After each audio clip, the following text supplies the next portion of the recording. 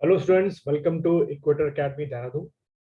और अब हम लोग जो है वो शुरू कर रहे हैं अपना लेक्चर नंबर 7। तो अगर आप लोग इसको फॉलो अप कर रहे हो तो लेक्चर नंबर 6 से हमने जो हमारा साउदर्न पेनिनसुला है उसकी शुरुआत करती है, और उसके हम जो सब डिविजन्स हैं वो पढ़ रहे हैं। पिछली क्लास या पिछले लेक्चर में मैंने आपको लेक्चर नंबर 6 में बता दिया था, और उम्मीद है कि आपने उसको जॉट डाउन भी कर लिया। चलिए शुरुआत करते हैं लेक्चर नंबर 7 की। तो इसमें हम लोग क्या लेंगे भाई, सतपुड़ा श्रेणी लेंगे, जिसको हम लोग इंग्लिश में क्या बोलते हैं, सतपुड़ा रेंज। ठीक है, सतपुड़ा रेंज। आप लोग भी हेडिंग डाल लीजिएगा, सतपुड़ा रेंज। ठीक, तो देखिए पहला पॉइंट क्या लिखा है सतपुड़ा रेंज के बारे में। ये पर्वतमाला नर्मदा और ताप्ती नदियों के बीच है। ठीक है, तो यानी कि इसके जो लोकेशन है वो नर्मदा रिवर और ताप्ती रिवर के बीच में है। ठीक, तो इसको अगर मैं इतने पार्ट को अगर आप थोड़ा सा मैप में मैं आपको दिखाऊं तो कुछ इस तरीके से बनेगा। मैप रख लेते हैं हम लोग सामने अपने, क्योंकि जितना ज्यादा आप मैप में इसको इमेजिनेशन करेंगे उतना ज्यादा आपको ये क्या होगा, याद होगा। ठीक है, तो मैप की तरफ देखेंगे। देखिए ये आपकी जो है नर्मदा रिवर हो गई। ठीक है, ये क्या हो गई, नर्मदा। हाँ, मैं थोड़ा इनिशियली शॉर्ट फॉर्म में लिखूंगा, नर्मदा रिवर हो गई। और दूसरी क्या बताया इसने, ताप्ती रिवर। ठीक है, इधर आपकी क्या हो गई, ताप्ती रिवर। अब ध्यान रखिएगा, नर्मदा रिवर और ताप्ती रिवर जो है वो ईस्ट टू वेस्ट बहती है। ये आपकी क्या है, ईस्ट है, और ये क्या है आपका वेस्ट। ईस्ट टू वेस्ट बहती है, उल्टी तरफ। ठीक है, जबकि मैंने आपको पहले लेक्चर में बताया था कि जो आपकी गोदावरी है, ठीक है, वो वेस्ट टू ईस्ट बहेगी। जो आपकी गोदावरी के बाद कृष्णा है, वो भी आपकी वेस्ट टू ईस्ट बहेगी। और उसके बाद कावेरी जो है वो भी आपकी वेस्ट टू ईस्ट बहेगी। या आपको आप इसको इस तरीके से समझ सकते हैं कि जो आपकी ये तापी रिवर है और जो नर्मदा रिवर है, ये दोनों जो है अपना पानी कहाँ गिराती हैं, अरेबियन सी में गिराती हैं। जबकि गोदावरी हो गई, कृष्णा हो गई और कावेरी हो गई, इनका पानी जो है वो कहाँ मिलता है या गिरता है, बे ऑफ बंगाल में। तो वापस आते हैं, हम जो पढ़ रहे थे सतपुड़ा। तो सतपुड़ा जो है वो आपका इस तरीके से हम पहाड़ बना दे रहे हैं लाल लाल करके। तो सतपुड़ा जो है नॉर्थ साइड में नर्मदा रिवर से घिरा हुआ है, और साउथ में देखें तो तापी रिवर से घिरा हुआ है। इस तरीके से आपको याद रखना, और यहीं पर ये चीज मैंने यहाँ पर लिखी थी कि ये पर्वतमाला या ये सतपुड़ा रेंज नर्मदा और तापी के बीच में है। नर्मदा जो है वो ध्यान रखना नॉर्थ में हो गई, और तापी जो है वो इसके साउथ में हो गई।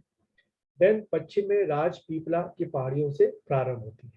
यानी कि जो सतपुड़ा रेंज है वो कहाँ से, राजपीपला माउंटेन से शुरू होती है। ठीक है, ये आपको ध्यान रखना है।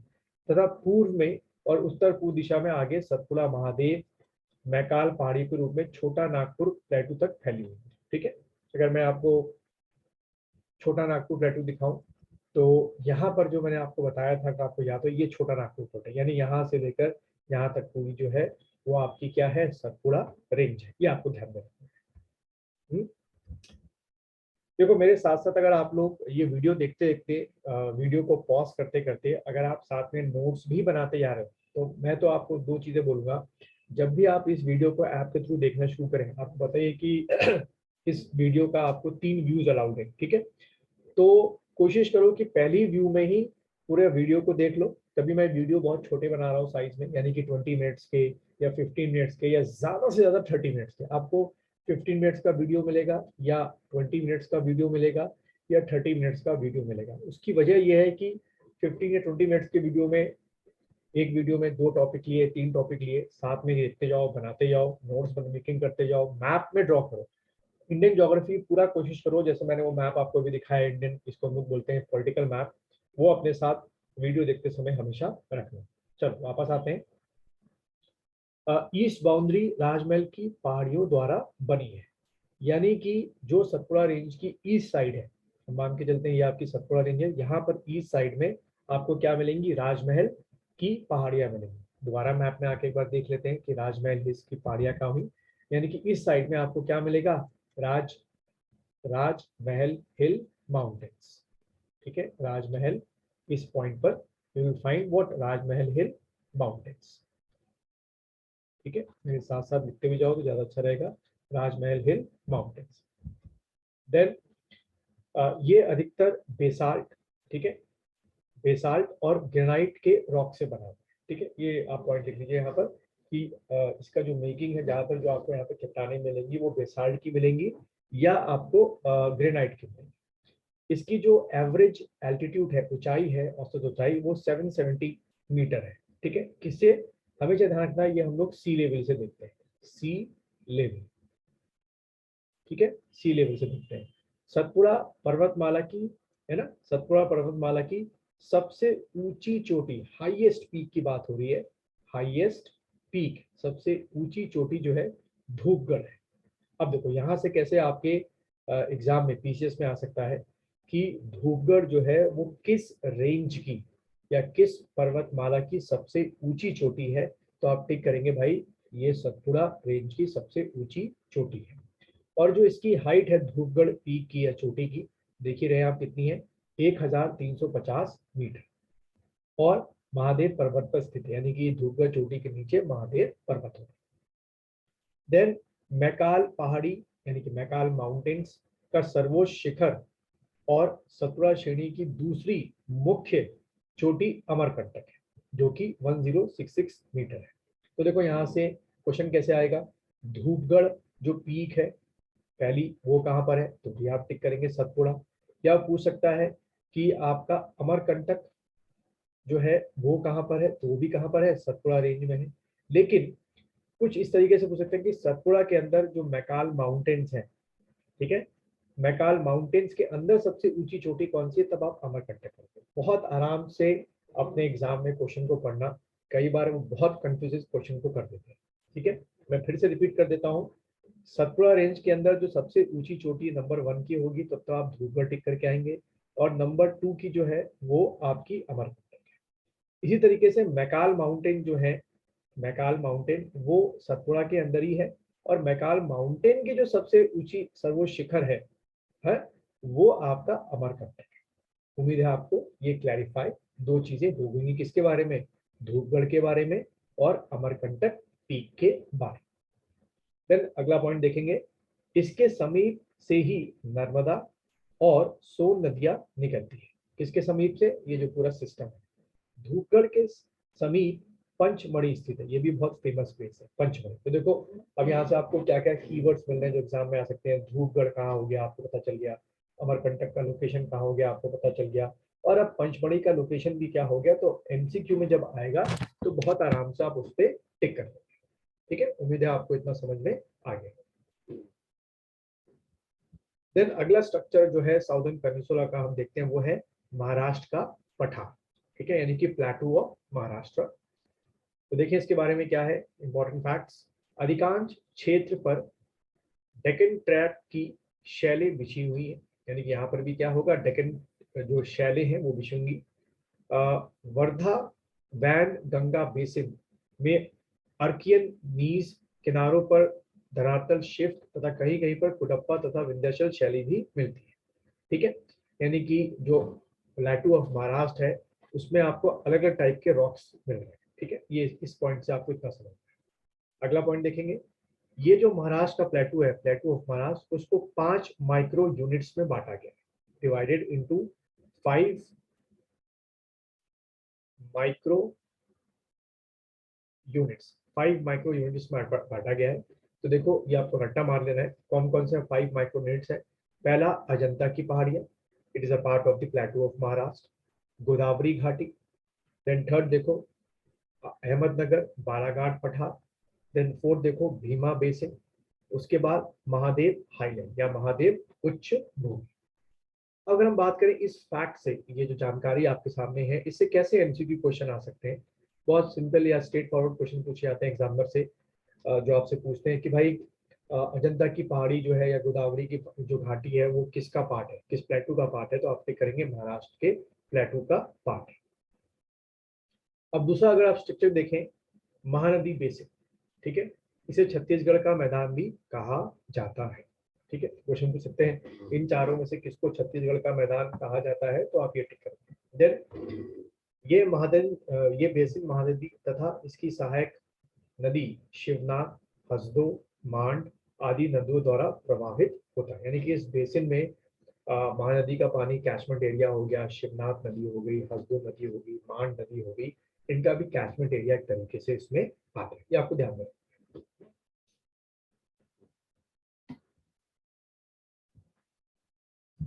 देन इसकी जो उत्तरी सीमा है, इसकी उत्तरी सीमा लोरमी पठार, पेंडा पठार, छुरी पहाड़ियों तथा रायगढ़ पहाड़ियों द्वारा निर्धारित होती है। यानी कि क्वेश्चन कैसे पूछे आएंगे कि आपका जो महानदी बेसिन है उसके नॉर्थ में क्या क्या स्ट्रक्चर्स है, महानदी बेसिन के नॉर्थ में क्या क्या स्ट्रक्चर्स है। तो आप भाई याद मान लीजिए लोरमी प्लाटू हो गया, पेंडा पठार या प्लाटू हो गया, छुरी माउंटेन हो गया, या रायगढ़ की पहाड़ियां, रायगढ़ माउंटेन्स आपके हो गए। वेस्ट सिरे पे यानी पश्चिम सिरे पर मैकाल रेंज, दक्षिण सिरे पर राजहारा पहाड़ियां स्थित है। ठीक है, तो देखो ये स्ट्रक्चर आपको दिमाग में याद हो जाए ना, तो आपको बड़े आराम से उसका जो एग्जैक्ट लोकेशन है वो आपको याद हो जाए। देन आते हैं अगले स्ट्रक्चर पे, उड़ीसा उच्च भूमि, या इंग्लिश में बोलेंगे उड़ीसा हाईलैंड। ठीक है, उड़ीसा हाई लैंड। इसके पश्चिम में यानी कि उड़ीसा हाईलैंड के वेस्ट में, भूलिएगा नहीं बार बार, आपको हमेशा दिमाग में ये एक स्ट्रक्चर ध्यान रखना है। तो इसके पश्चिम में यानी कि वेस्ट में महानदी बेसिन, उत्तर में छोटा नागपुर प्लेटू, ठीक है, और दक्षिण में पूर्वी घाट स्थित है। तो अगर इसको मैं मैप में देखूं तो कुछ इस तरीके से आपका उड़ीसा में नॉर्थ हो गया, आपका वेस्ट हो गया और साउथ हो गया, ये आपका क्या है, ईस्टर्न घाट स्थित है। ठीक है, इतना समझ में आपको आ रहा होगा। फिर उत्तरी उच्च भूमि में, इसकी हम उड़ीसा की बात करें, उड़ीसा हाईलैंड में माल्यगिरी पीक हो गई 1169 मीटर हो गया, मेघासानी पीक हो गई, आदि शिखर स्थित। अब देखो यहाँ से आपके एमसीक्यू क्वेश्चन बिल्कुल स्ट्रेट फॉरवर्ड बनेंगे और यही चीज आप रट्टा मारेंगे। क्वेश्चन कैसे पूछा जाएगा, माल्यगिरी जो आपकी पीक है या मेघसानी जो पीक है वो इन चारों में से कहाँ पाई जाती है। तो चारों में से एक ऑप्शन होगा उड़ीसा उच्च भूमि या उड़ीसा हाई लैंड। करेक्ट, उम्मीद है आपको समझ में आ गया। देन अगला बात करते हैं हम किसका, प्लेटू ऑफ कर्नाटक। ठीक है, कर्नाटका का पठार। तो अगर आप मैप की तरफ देखें दोबारा से, तो भाई ये आपका क्या हो गया, महाराष्ट्र हो गया। इधर वो हम कर्नाटका प्लेटू की बात कर रहे हैं। ठीक है, ये कर्नाटका प्लेटू। देख लेते हैं कुछ इसके फैक्ट्स क्या हैं। यह पठार कर्नाटका तथा केरल के कुछ भाग पर विस्तृत है। यानी कि जो प्लेटू ऑफ कर्नाटका है वो कह सकते हो 70 to 80% एरिया जो है कर्नाटका कवर अप करता है, और लगभग 20-20% एरिया जो है वो केरला का कवर अप करता है। देन इसकी जो औसत ऊंचाई है, एवरेज जो एलिवेशन है from the what, sea level, ये हमेशा मैं लिखूंगा बार बार कि आपको ध्यान रहे, वो 600 to 900 मीटर है। देन इंपॉर्टेंट चीज, मुल्यानगिरी, इसकी जो ऊंचाई दे रखी है सी लेवल से 1925 मीटर। मुल्यानगिरी बाबू या बाबा बुदान पहाड़ियों की सर्वोच्च क्या है, पीक है। तो देखो क्वेश्चन क्या सकता है कि भाई बाबा बुदान माउंटेन जो किस जगह पर फैला हुआ है, या मुल्यानगिरी जो पीक है वो आपको किस प्लेटू के अंदर मिलेगी। तो आप क्लिक करेंगे व्हाट, कर्नाटका का पठार। और इसकी जो, तो यानी कि ये फर्स्ट हाईएस्ट कह सकते हो मुल्यानगिरी पीक हो गई किसकी, प्लेटू ऑफ कर्नाटका की या कर्नाटका के पठार की। और दूसरी जो है वो कुद्रेमुख, यानी कि सेकंड आपकी पीक हो गई इस जगह की। इसकी भी हाइट आप देख रहे हैं 1894 मीटर। अगर आप इसको हमारे उत्तराखंड से कंपेयर करें तो इससे बहुत ज्यादा ऊंची ऊंची हमारे यहाँ क्या है, चोटियां। उम्मीद है आपको यहाँ तक ये जो लेक्चर है समझ में आया होगा।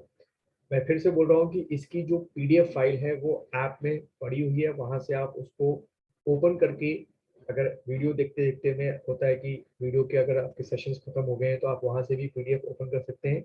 और मैं लगातार इंडियन ज्योग्राफी के यानी कि भारतीय भूगोल के एडवांस नोट भी अपलोड करता जा रहा हूँ पीडीएफ फॉर्म में, जिससे ये पढ़ने के बाद हाई लेवल की स्टडी भी आपकी रहे कि अगर पीसीएस में यानी कि आरओ के एग्जाम में कुछ भी आपके एग्जाम में पूछ लें तो आप उसको सही करके आ जाए। मिलते हैं अब अगले लेक्चर में, साउदर्न पेनिनसुला के और कुछ जो स्ट्रक्चर्स जैसे वेस्टर्न घाट्स है, ईस्टर्न घाट है, उनके साथ हम लोग शुरुआत करें।